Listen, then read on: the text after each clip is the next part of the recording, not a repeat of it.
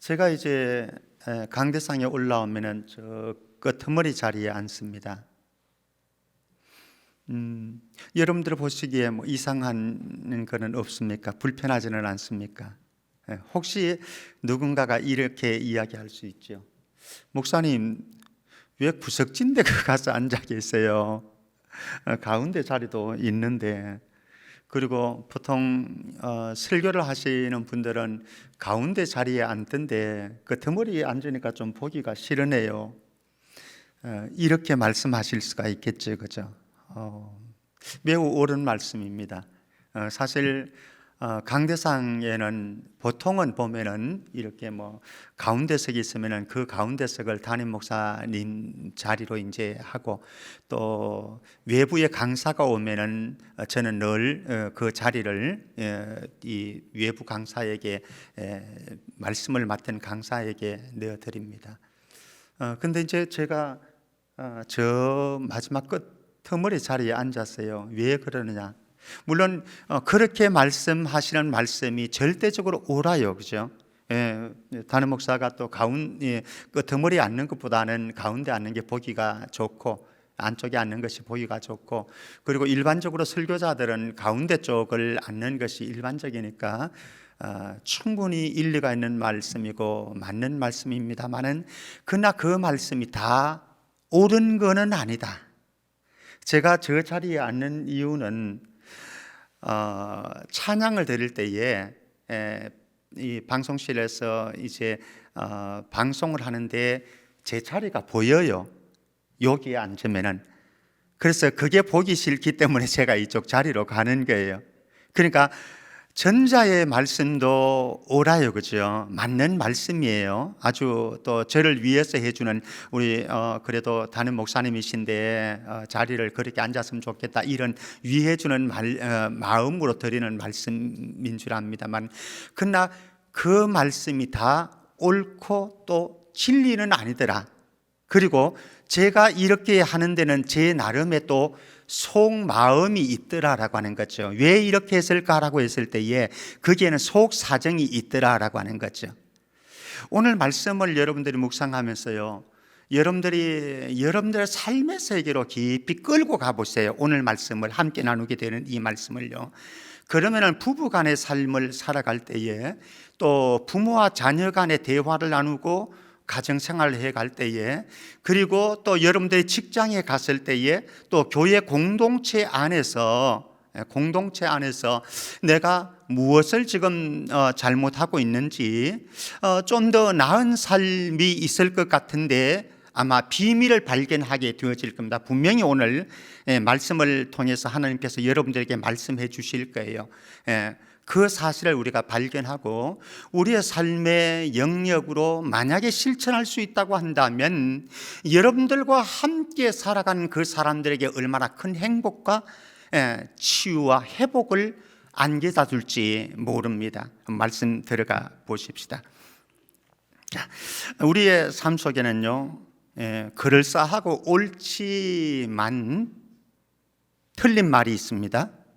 그리고 분명히 옳지만 진실이 아닌 말도 있습니다.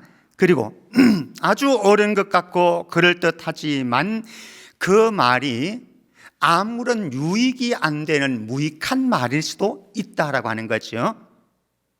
아마 여러분들이 그 삶의 현장들이 연상되기 시작할 거예요. 그것을 여러분들이 끌고 가자라고 하는 거죠.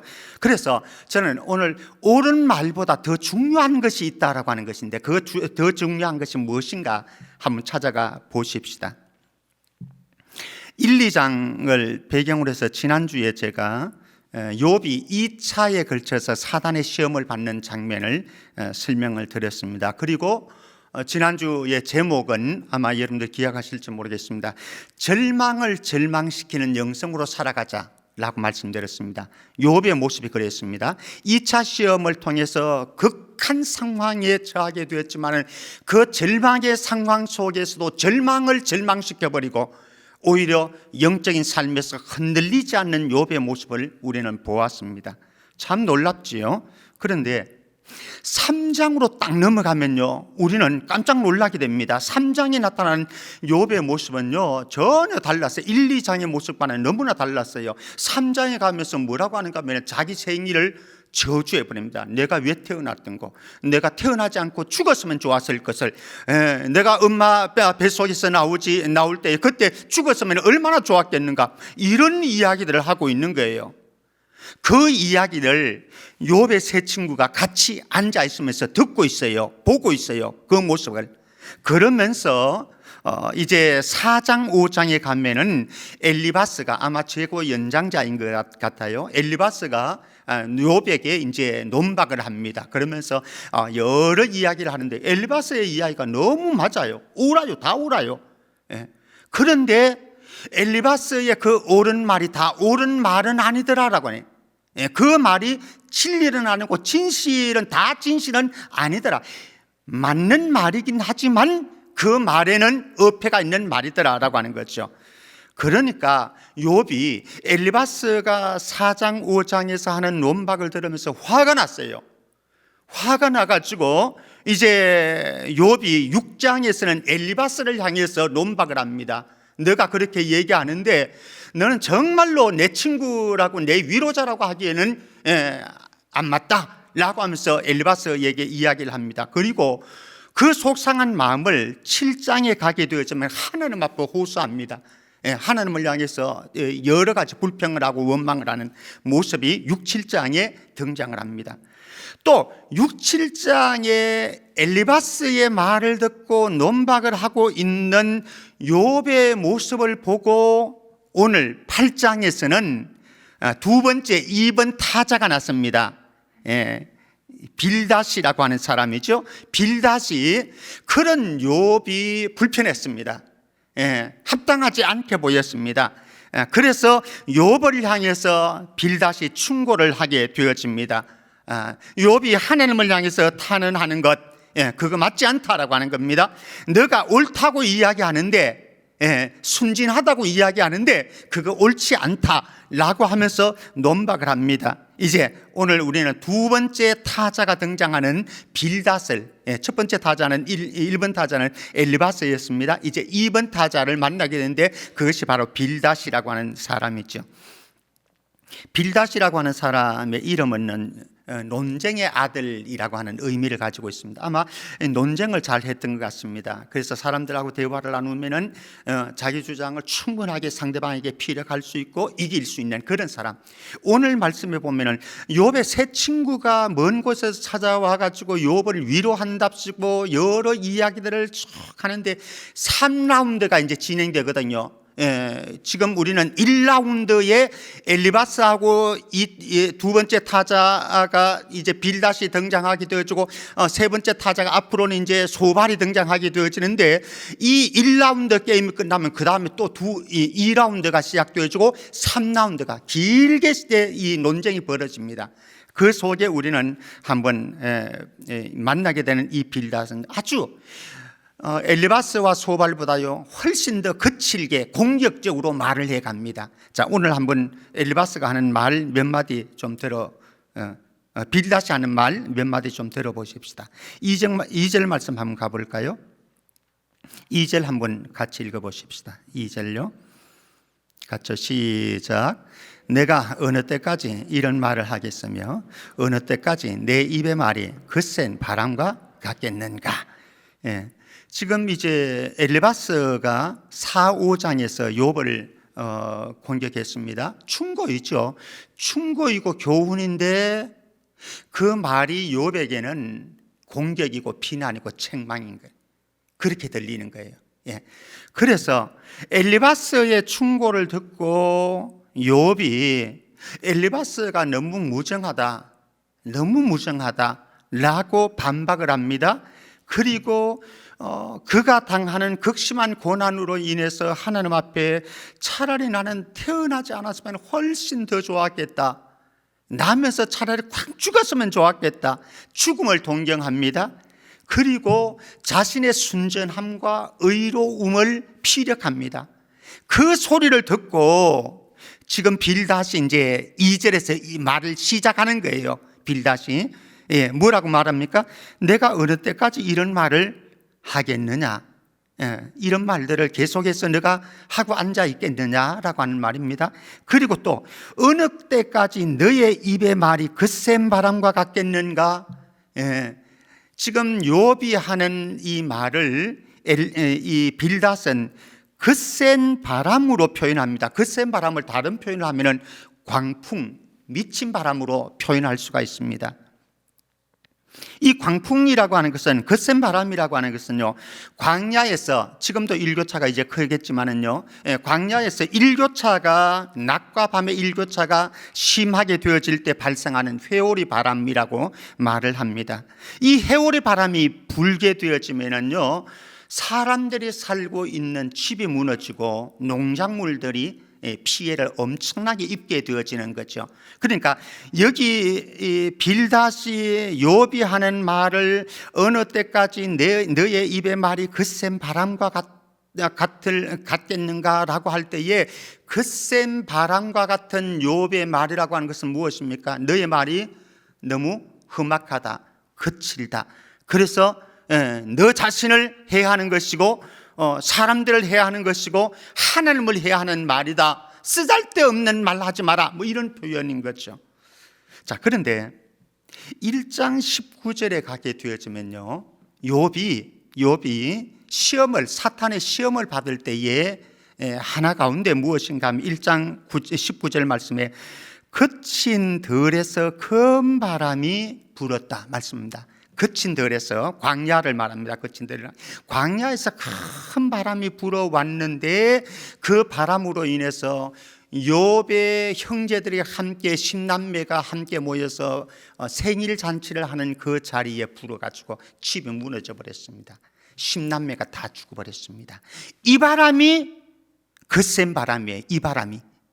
그러니까 지금 빌닷은 이 욥이 하는 이 말이 1장 19절에서 욥의 아들들을 몰아갔던 그 바람과 같은 말이다. 지금 그렇게 표현하는 거예요. 엄청난 말인 거죠.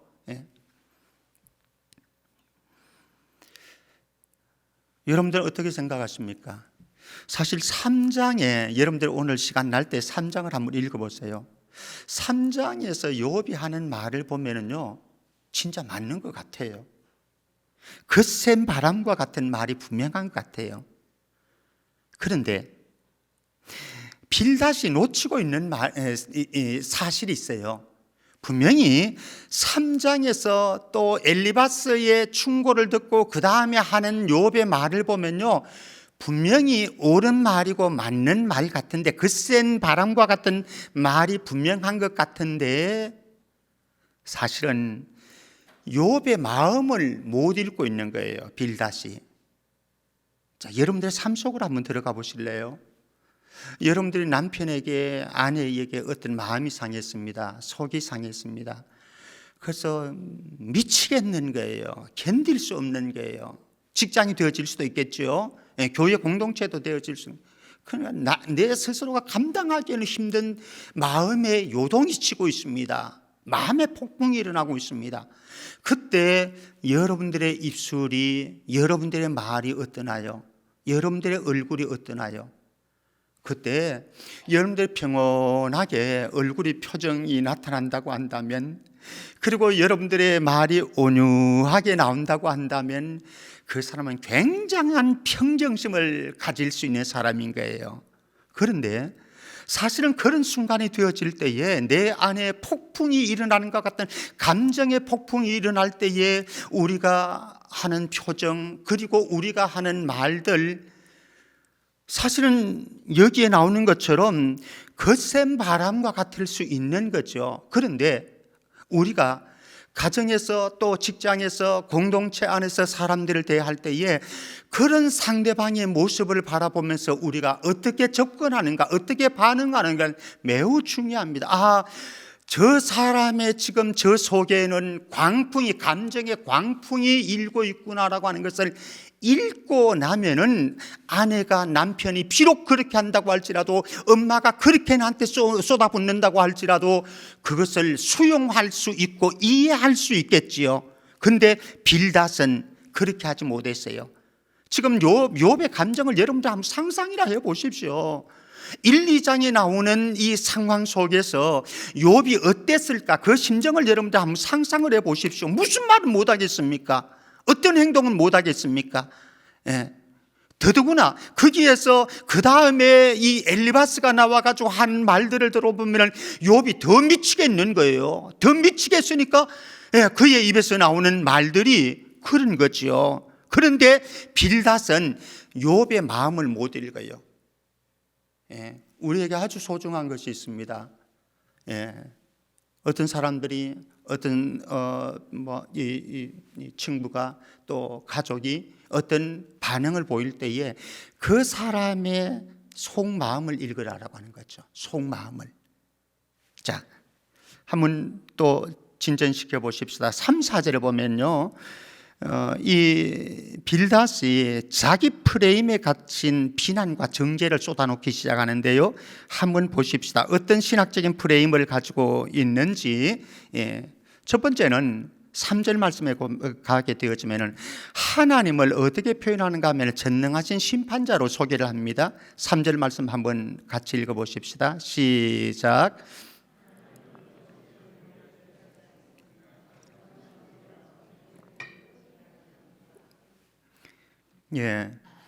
빌닷이 하나님을 묘사하는데 이 빌닷이 표현하는 하나님이 여러분들 이런 하나님이 맞으십니까? 동의되십니까? 다시 설명해 드려 볼까요? 빌닷은 하나님을 전능하신 분이라고, 전능하신 하나님이라고 고백합니다. 맞습니까? 맞지요. 성경을 아는 우리는 맞지요. 창세기 17장 1절 말씀을 위시해서 수많은 말씀들이 전능하신 하나님을 말씀하거든요. 제가 한번 창세기 17장 1절 읽어드릴게요. 아브라함이 99세 때에 여호와께서 아브라함에게 나타나서 그에게 이르시되 나는 전능한 하나님이라 너는 내 앞에서 행하여 완전하라. 하나님 자신이 아브라함에게 언약을 맺으시면서 나는 전능하신 하나님이라 말씀하는, 맞아요. 성경을 보면 하나님은 전능하신 분이 올마이티예요. 못하시는 게 없어요. 하나님이 하시려고 하면 뭐든지 다 되는 거예요. 이런 하나님이거든요. 빌닷의 말은 절대적으로 옳은 말이에요. 그렇지 않습니까? 하나님은 전능하신 하나님이십니다. 이 전능하신 하나님이시기 때문에 그분이 못하시는 게 있어요. 무엇을 못하느냐? 다시 3절로 가봅니다. 두 가지를 말씀합니다. 하나님이 어찌 정의를 굽게 하시겠으며, 전능하신 하나님은 정의를 절대로 굽게 하시지 않는다라고 하는 겁니다. 또 전능하신 네가 어찌 공의를 굽게 하시겠느냐? 맞습니까? 하나님은 정의를 굽게 안 하시고 하나님은 공의를 굽게 하시지 않는 분이시다. 맞습니까? 절대적으로 옳은 거죠. 그죠? 공의로우신 하나님, 정의로우신 하나님. 그래서 그의 백성들에게도 이스라엘 나라에서도 자기 백성들, 자기 나라에게도 요구하는 것이 너희들은 공의로워야 된다, 정의로워야 된다 말씀 아닙니까? 전능하신 하나님께서 하실 수 없는 것, 정의를 굳게 하실 수 없고 공의를 굳게 하실 수 없는 것. 그래서 하나님은 어떤 분이시냐? 아주 정의롭고 공의로운 재판장이다라고 하는 겁니다. 고린도후서 5장 10절. 그런 말씀은 수없이 많지만 한 구절만 읽어보겠습니다. 고린도후서 5장 10절 말씀입니다. 이는 우리가 다 반드시 그리스도의 심판대 앞에 나타나게 되어 각각 선악간에 그 몸으로 행한 것을 따라 받으려 함이라. 공의로우신 하나님께서 우리가 어떻게 행했는가, 어떻게 살았는가, 마지막 그리스도의 심판대 앞에 서는 날 우리는 다 책망 받게 되어질 것이고 상급 받게 되어질 것이다라고. 그게 공의로우신 거죠. 정의로우신 거죠. 그러니 전능하신 하나님, 전능하신 하나님이시기 때문에 그분은 공의를 굳게 하지 아니하고 정의를 굳게 하지 않는 분이기 때문에 그분이 행하시는 모든 일은 다 옳다. 그분이 행하는 재판은, 심판은, 판단은 모두 다 옳다. 지금 빌닷이 그 이야기하는 거예요. 맞죠? 맞죠? 전능하신 하나님께서 행하시는 모든 일은 옳소이죠. 옳소이죠. 예스인 거죠. 그런데 지금 욥은 어떠느냐? 그분을 향해서 저항하고 있어요. 7장에서 그분을 향해서. 그리고 자기 자신이 순전하다는 거예요. 나는 의롭다는 거예요. 그러니 지금 욥은 어떤 일을 당하고 있습니까? 불의하게 살아서, 의롭게 살지 못해서 죄를 지어가지고 이런 시련을 겪고 있고 고난을 겪고 있고, 이게 하나님의 심판인데, 하나님께서 욥을 지금 심판하시는 것인데, 욥이 자기는 옳다고 이야기하니까 그러면 하나님이 잘못됐냐? 이 말인 거예요. 하나님이 공의롭지 못하게 심판했느냐? 재판했느냐? 이런 말인 거예요. 빌닷의 얘기가 맞죠? 맞죠. 정말 맞죠. 자, 또 가보십시다. 4절 말씀 한번 보실까요? 또 하나를 말합니다. 죄에 대한 보응을 가지고 논쟁을 합니다. 4절 같이 읽어봅니다. 시작. 내 자녀들이 주께 죄를 지었으므로 주께서 그들을 그 죄에 버려두셨나이다. 지금 욥이 당하는 고난이 있어요. 현실이 있어요. 이루 말할 수 없을 정도로 참담한 현실인 거죠. 고난인 거죠. 그 고난 앞에서 욥의 세 친구들이 앉아가지고 해석을 하고 있는 거예요. 다 욥의 문제를, 현실을, 그 고난의 문제를 해석하고 있는 거예요. 해석을 하고 있는데 엘리바스가 해석을 했고, 이제 그 빌닷이 해석을 하는데, 빌닷이 이런 이야기를 합니다. 너의 자녀들이 주께 죄를 지었으므로 주께서 그들을 그 죄에 버려두셨나니. 10자녀가 모두 광야에서 불어오는 거센 바람에 의해서 집이 무너져서 다 죽었잖아요. 이런 참담할 때가 어디 있겠습니까? 이런 참담한 신세가 되어진 그 욥에게 빌닷이 하는 이야기입니다. 너가 그렇게 고난을 당하는 것은, 이렇게 고난을 당하는 것은 너가 뭔가 죄를 지어서 하나님 앞에 불의하게 살아서 이런 결과가 온 것이 아니냐. 그리고 한 걸음 더 나가서 너의 자녀들이 한꺼번에 10명이 죽는다고 하는 것이 이게 있을 수 있는 일이냐. 하나도 아니고 둘도 아니고 10명이 한순간에 그렇게 죽는다고 하는 일이 과연 있을 수 있는 일이냐. 이것은 하나님께서 징계하신 것이다. 심판하신 것이다. 그렇다고 한다면 너의 자녀들이 뭔가 심각한 죄를 지었기 때문에 이런 결과가 온 것이 아니냐. 지금 이렇게 빌닷이 욥에게 이야기하고 있는 거예요. 여러분들은 어떻게 생각하십니까? 사실은 우리가 고난을 받게 되어지고 우리가 어려움을 당하게 되어지는 많은 일들 속에는요, 우리가 불의했기 때문에, 우리가 하나님 앞에 올바로 살지 못했기 때문에 그런 일들을 당하는 경우들 많지요. 사실 많습니다. 그런데 지금 욥의 친구들이 위로하기 위해서 왔는데 이 소리를 한다라고 하는 것은 참 어려운 거죠. 욥에게는. 자, 그러면은 하나님께서 욥을 어떻게 말씀하셨는지 지난주의 내용으로 한번 볼까요? 1장 5절 말씀입니다. 1장 5절 말씀. 한번 같이 가보십시다. 욥이 어떤 사람이었는가 한번 보십시다. 같이요. 시작. 그들이 차례대로 잔치를 끝내면 욥이 그들을 불러다가 성결하게 하되 아침에 일어나서 그들의 명수대로 번제를 드렸으니 이는 욥이 말하기를 혹시 내 아들들이 죄를 범하여 마음으로 하나님을 욕되게 하겠을까 함이라. 욥의 행위가 항상 이러하였더라. 사실은 이 말씀 앞에 서면은요, 저는 부끄럽습니다. 제 자녀들을 위해서 이 정도로 민감하지는 못하거든요. 사실 이 말씀 앞에 서게 되어지면요, 저는 부끄럽습니다. 왜? 죄에 대해서, 불의에 대해서 이 정도로 민감하지는 않기 때문에. 사실 이 욥이라고 하는 사람은 죄에 대해서 얼마나 민감했는지 모르고요, 자녀들이 혹시나 죄를 범했을까 이 정도로 민감한 사람이었습니다. 그런데 빌닷이 너가 뭔가 죄를 지었으니까 이런 일이 벌어지지. 너의 자녀들이 그렇게 몰사한 것은 하나님의 심판인데 너의 자녀들이 그런 짓을 했으니까 그런 일 당한 거지. 참 기가 막힌 이야기죠. 기가 막힌 이야기죠. 자, 어쩌면은요, 저와 여러분들이 살아갈 때도 이렇게 잔인한 말을 쏟아놓을 때가 있습니다. 예, 정말 상대방이 들었을 때 너무 잔인한 말이죠. 예, 우리 잠언 12장 18절 말씀 한번 볼까요? 잠언 12장 18절 같이 한번 보십시다. 시작. 칼로 찌름같이 함부로 말하는 자가 있거니와 지혜로운 자의 혀는 양약과 같으니라. 여러분들의 말은 칼과 같습니까? 양약과 같습니까? 지금 빌닷의 이야기는요, 칼과 찌름 같은 말이에요.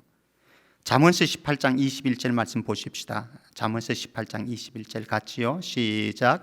죽고 사는 것이 혀의 힘에 달렸나니 혀를 쓰기 좋아하는 자는 혀의 열매를 먹으리라. 칼 날카롭게 했지만은 그런데 결국은 그 열매는 누가 거두입니까? 자기가 거두어요. 자기가. 근데 우리는 잊어버리죠.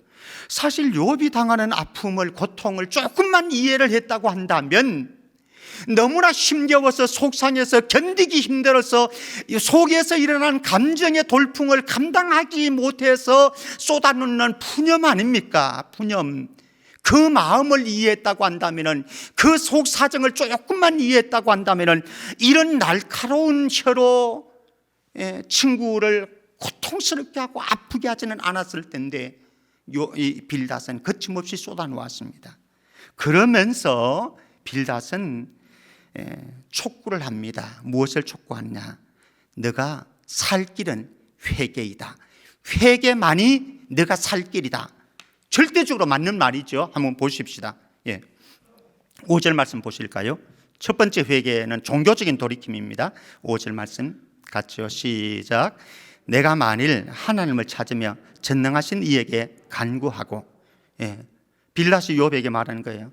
야, 욥, 너가 비록 죄를 지어서, 그리고 내 자녀들이 심각한 죄를 지어서 이런 형편이 되었지만은 만약에 너가 지금이라도 그 죄를 회개하고 돌이키고 하나님께 기도하고 하나님을 찾게 된다면 너의 삶이 회복될 것이다. 하나님께서 마음을 돌이키실 것이다. 재앙을 거두실 것이다. 그리고 더 큰 축복을 주실 것이다 라고 말하는 거예요. 그러니까 지금 빌닷은 욥에게 하나님을 찾으라는 거예요. 하나님을 찾아라. 그리고 하나님 앞에 간구해라. 전능하신 하나님께 간구해라. 맞습니까? 안 맞습니까? 하나님을 찾으라라고 하는, 전능하신 하나님께 간구해라라고 하는 말씀 맞나요? 절대적으로 맞죠. 제가 말씀드렸잖아요. 옳은 말보다 더 중요한 것, 옳은 말은 맞아요. 맞아요. 이 말이. 한번 볼까요? 호세아서 5장 15절 말씀입니다. 호세아서 5장 15절 말씀 같이 한번 볼까요? 시작. 그들이 그 죄를 뉘우치고 내 얼굴을 구하기까지 내가 내 곳으로 돌아가리라. 그들이 고난받을 때에 나를 간절히 구하리라. 고난의 때에 뭐 해야 됩니까? 하나님을 찾아야죠. 이사야서 26장 9절 말씀 보십시다. 이사야서 26장 9절 말씀 같이요. 시작. 밤에 내 영혼이 주를 사모하여 싸운즉 내 중심이 주를 간절히 구하오리니 이는 주께서 땅에서 심판하신 때에 세계의 거민이 의를 배움이니이다. 내 중심이 주를 간절히 구하오리니. 사실 이게 맞아요. 우리의 삶에 때로는 어려움이 또 시련이 닥쳐오고 고난이 닥쳐올 때요, 그때 해야 될 작업이 있어요. 나를 자신을 돌아보면서 하나님께 나아가서 하나님께 간구하고 하나님의 얼굴을 구해야 되는 게 이게 원칙이 맞는 거예요. 절대적으로 옳은 말인 거죠. 절대적으로 성경적인 말인 거죠. 성경적입니다. 그런데 빌닷의 이 말에는 함정이 있어요. 무엇입니까?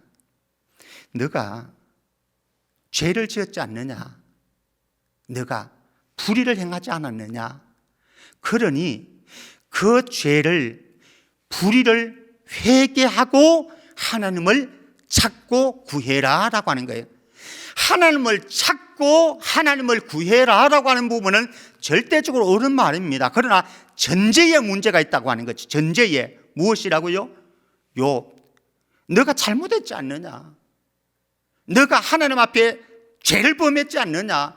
그러니 하나님께서 너를 심판하는 것이지, 하나님께서 너에게 재앙을 내리신 것이지. 아니올시다. 욥이 죄를 범했기 때문에 하나님께서 재앙을 내리신 것이 아니고 심판하신 것이 아니에요. 사탄의 시험을 허락한 것에 불과한 것 아니겠습니까? 그런데 지금 빌닷은 이렇게 얘기하는 거예요. 자, 또 하나, 이 부분에서는 종교적으로 돌이켜서 하나님께로 나아가고 경건한 기도를 해라 라고 하는 말씀이었는데 6절 말씀 또 하나를 지적을 합니다. 6절 같이요. 시작. 또 청결하고 정직하면 반드시 너를 돌보시고 내 의로운 처소를 평안하게 하실 것이라.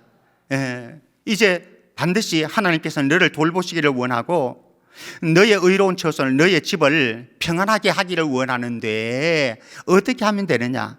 청결하고 정직함을 회복해라 라고 하는 겁니다. 이게 무엇입니까? 도덕적인 성결함을, 흠없는 삶을 추구해라 라고 하는 겁니다. 지금까지 그렇게 못 살았다라고 하는 얘기인 거죠. 너가 도덕적으로 청결하고 순결하고 정직한 삶을 살지 못했기 때문에 이제 그곳에서 돌이켜라. 조금 전에 5절 말씀에서는 하나님과의 관계에서 내가 뭔가 잘못됐으니 돌이켜라 이 말씀이라고 한다면 6절 말씀에서는 이것은 사람들과의 관계에서 내가 문제가 있었으니 그 삶에서 돌이켜라. 그러면 하나님께서 너의 삶을 회복시켜 주실 것이다 이렇게 말씀을 하고 있는 거죠. 사실 이 말도 굉장한 일리가 있어요. 우리가 신학적인 프레임으로 보십시다. 하나님과의 관계에 막힘이 있다고 한다면 그 문제 해소해야 되죠. 그래야 하나님의 축복권 안에 살아갈 수 있는 거죠. 또 사람과 사람과의 관계에서 막힌담이 있다고 한다면 그 문제를 해결해야 되죠. 그 문제를 해결하지 않고 하나님과의 관계를 내가 추구한다. 그것은 거짓인 거죠. 절대적으로 옳은 말이에요.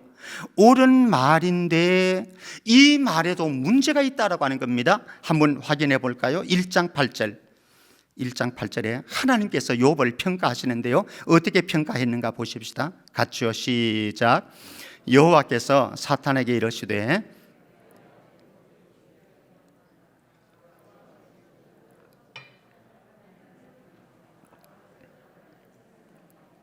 야 사탄, 너 욥을 한번 주시해서 바라보았느냐? 관찰해 보았느냐?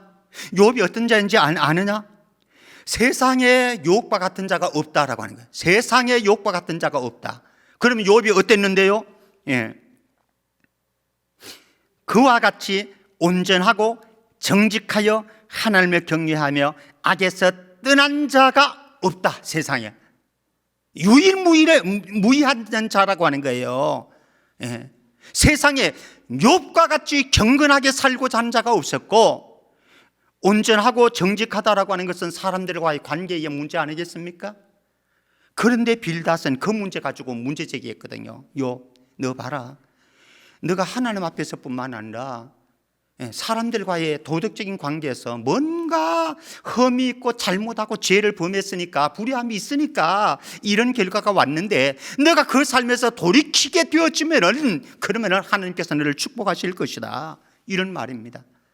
그러나 하나님께서는 빌닷이 공격하는 이 욥의 도덕적인 부분에서 하나님께서 인정해 주셨는데요. 그렇잖아요. 하나님 인정해 주셨다고. 사람이 인정해 주는 것이 아니고 하나님 인정해 주셨다고요. 한 걸음 더 나가 보십시다. 빌닷의 이야기 들어볼까요? 7절 말씀입니다. 7절 말씀. 우리가 참 좋아하는 말씀입니다. 저도 가끔은 개업 예배 드릴 때 이 말씀 인용하기도 합니다만 사실은 잘못 인용하는 거예요. 사실은 잘못 인용하는 것인데요. 한번 그래도 보십시다. 7절 시작. 내 시작은 미약하였으나 내 나중은 심히 창대하리라. 이런 하나님 맞습니까? 우리의 시작은 미약하지만 우리의 삶을 창대하게 만드실 수 있는 분. 이 부분에서는 아멘이죠. 그죠? 아멘이죠. 그러나 이것이 반드시 이렇게 돼야 된다라고 하면은 그것은 아닌 거죠. 그리고 지금 빌닷의 이야기가 동의가 안 되어지는 것이, 빌닷의 말이 다 옳은 것이 아닌 것이 문제가 무엇인가 하면요, 이 말에는 너가 지금 죄를 범했고 그 죄를 범한 데서 돌이키면 회개하면 하나님께서 시작은 미약하지만은 창대한 회복의 복을 주실 것이다, 이 말이거든요. 그러니까 후자 쪽에는 그렇게 하실 수 있는 하나님에게는 오케이 옳은 말입니다. 맞는 말입니다. 그러나 욥이 너가 회개하고 돌이켜서 하나님을 찾게 되어지고 하나님께 간구하게 되어지면은 그러면 이런 역사가 일어날 것이다. 욥이 그렇게 죄가 없는 사람이 어디 있겠어요, 그죠? 불의함이 없는 사람은 어디 있겠습니까? 그러나 욥이라고 하는 존재는 이렇게 재앙받아야 할 만큼 그가 하나님 앞에서 함부로 살지 않았어요. 그리고 사람들 앞에 함부로 살지 않았어요. 하나님께서도 인정하는 사람이었습니다. 어쩌면 이렇게 공략을 하는 엘리바스보다, 그리고 빌닷보다 훨씬 더 나은 사람일 수 있습니다. 욥은 아니 낫죠. 사실은 낫죠. 그런데 빌닷이 그 욥을 향해서 이렇게 말하는 것은, 그것은 틀린 말이다라고 하는 거죠. 말씀을 맺어보겠습니다. 극심한 아픔과 고통을 당한 자가 바로 욥입니다. 어쩌면 우리가 살아가는 동안에도요, 내가 이와 비스무리하게, 이 정도는 안 될 거예요. 이 정도는 안 될 거고요. 아무리 어려운 사람이어도 저는 이 정도로 되는 사람은 아직 못 봤어요. 그런데 비스무리하게 저와 여러분들이 아주 극심한 아픔과 고통을 당하는 내가 당사자가 될 수도 있다라고 하는 사실, 그리고 여러분들의 아내가, 남편이, 자녀들이, 부모들이, 그리고 직장의 어떤 동료가 이런 처지에 놓여질 수도 있다라고 하는 사실, 그랬을 때에 우리에게 소중한 것 있습니다. 소중한 것. 우리가 옳은 말을 하는 것보다 더 소중한 것이 있는데, 첫 번째는 자기 과신의 교만에서 벗어나라라고 하는 겁니다. 자기 과신. 지금 빌닷은 자신이 가진 종교적인 프레임이 있습니다. 틀이 있습니다. 그 틀 속에서 다 평가하고 잣대가 되어가지고 욥을 공격합니다. 그 잣대가 잘못됐을 수 있다라고 하는 겁니다. 분명히 성경적이고 신학적이고 일반론적인 부분에서는 맞는 잣대일지도 모릅니다. 일지도 모르지만 욥의 상황과 현실에서는 안 맞다라고 하는 거죠. 그럴 수 있다라고 하는 거예요. 그래서 우리의 삶 속에서 정말 중요한 것이 있습니다.